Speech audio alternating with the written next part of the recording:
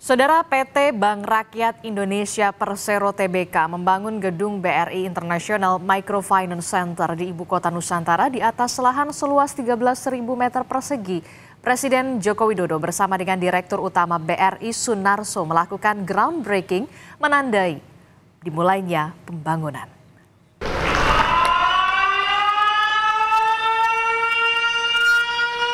Sebagai lembaga microfinance terbesar di dunia, PT Bank Rakyat Indonesia Persero Tbk membangun BRI International Microfinance Center di Ibu Kota Nusantara.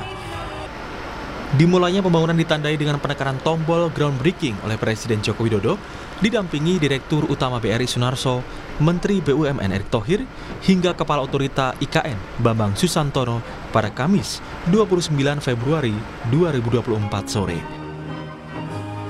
Dibangun di atas lahan seluas 13.000 meter persegi, BRI International Microfinance Center ini nantinya terdiri dari BRI Office Nusantara, BRI Microfinance Gallery, dan BRI Community Hub.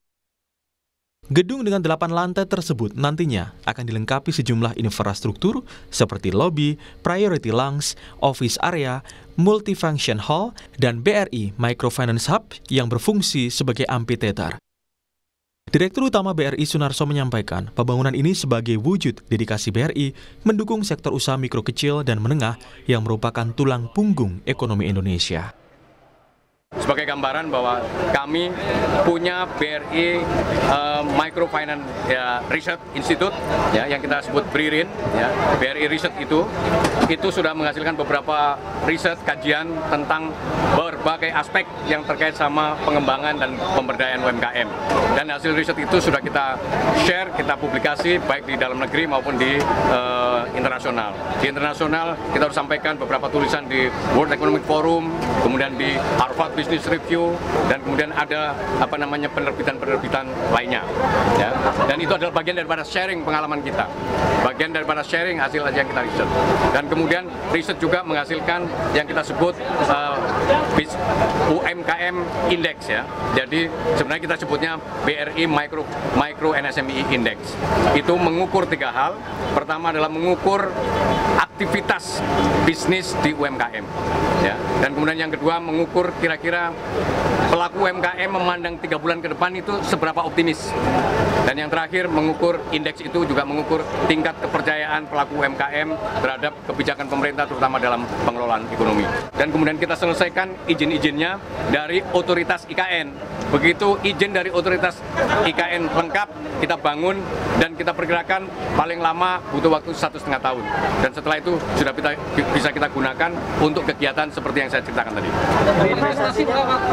Investasi, tadi saya pikir investasinya sekitar 200-an, ternyata 400 miliar. Sementara Presiden Joko Widodo mengungkapkan menghargai yang telah dilakukan BRI karena telah memberikan kreditnya kepada UMKM hingga 84% lebih. Jokowi juga memuji keuntungan BRI di tahun 2023 yang mencapai 60,4 triliun rupiah.